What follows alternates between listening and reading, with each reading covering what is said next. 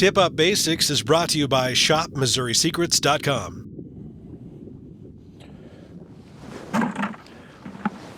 A lot of people see these guys sitting on the shelf at their bait shops or local convenience store and just wonder, what are they and how do you even fish them? Well, we're going to go through the basics of fishing a tip up and how you can effectively fish them on the ice.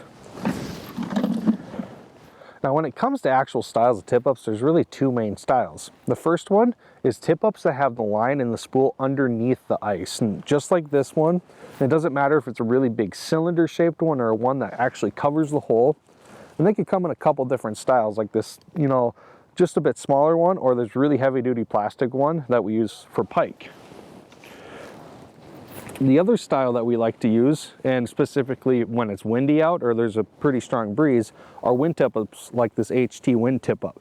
Now what these ones do is they actually have the spool above the ice and on top of the tip up.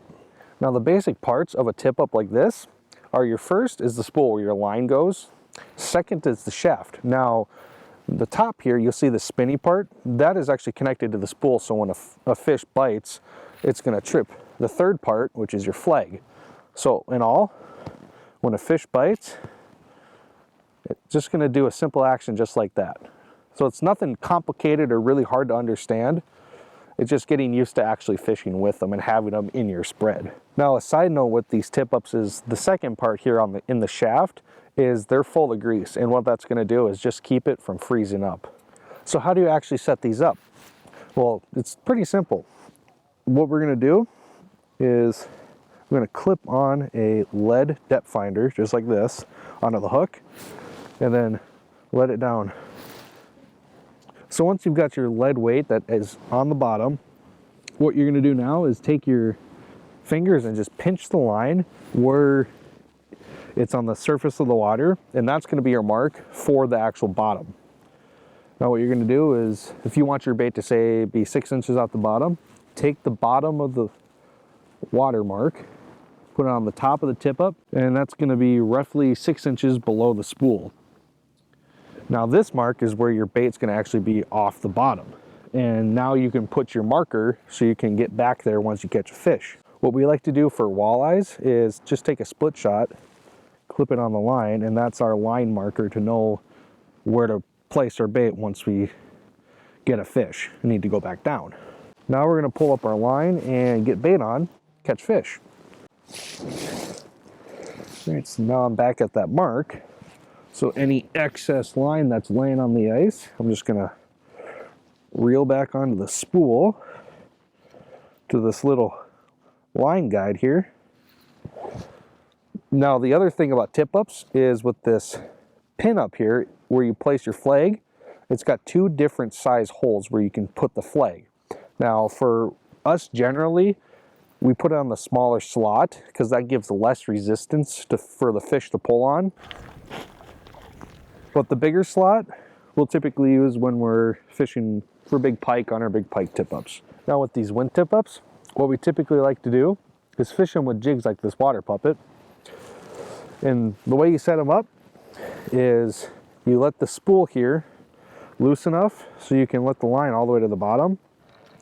And then once you get to the bottom with your jig, just simply reel up the spool just 2 or 3 times and then set the flag, and I'll show you that here in a second. Okay, we're on the bottom now. I'm just going to reel up a couple times, and then to set the flag, you simply just tuck it on the back side of the spool.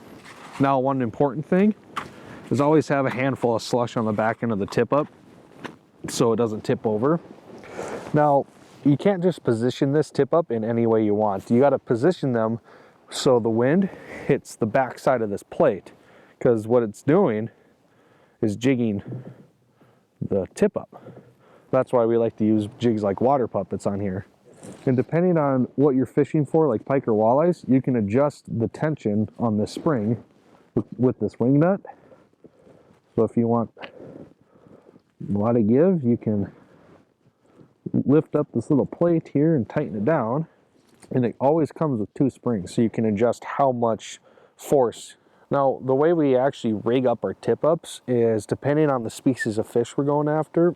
is 20 to 60 pound braided line for the main line. And then that goes to a ball bearing snap swivel. So depending on if we want to have a jig or say an eye candy out, we can easily switch up to a different presentation.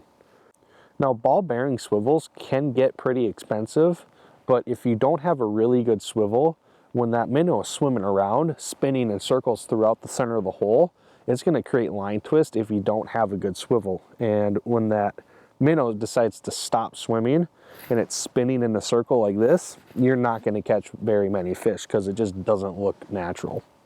Along with that, we can also change up colors really quickly. So like I'm using a very bright pink tungsten jig.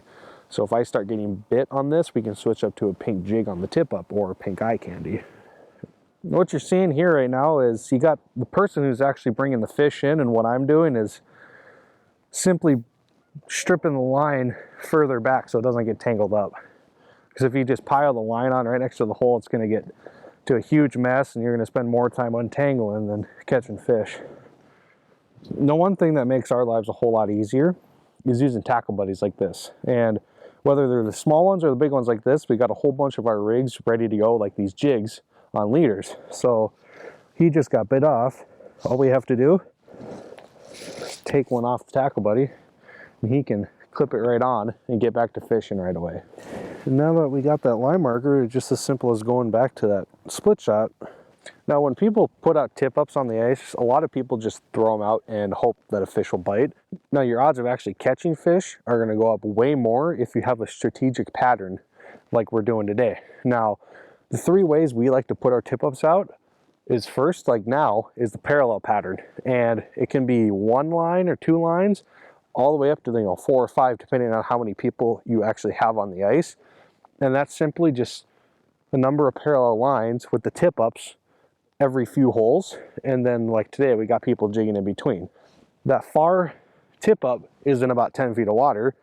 And then now this tip up closest to us, about 22, 23 feet of water. So you can cover a big strip of water with this spread. Now for fishing spots like this creek on the other side of this section of water here, the pattern we're going to typically use is called the diamond pattern. And literally it's the shape of a diamond. And what this does is allows us to put 2 lines on the top sides of the creek and then down in the middle of a channel. And if you want to add more lines, you just simply add more diamonds in key locations to spread yourself out. Now the final pattern that we utilize, and we typically use a lot, especially early ice, is the S or contour pattern. And where we use this is on a specific contour or piece of structure like weed line. You just place your baits on the outside, on top, or on the inside of said structure. So now that we've got all these tip ups spread out and are in the ice fishing, every hole that there isn't a tip up, the people who are out here, we're going to jig through very aggressively. Presentations that we like to use are rattling spoons, very aggressive jigs, bright colors, anything loud to draw these fish in. So the next time you're on the ice, think about using your tip ups to cover more water, effectively find the fish, and to catch more fish.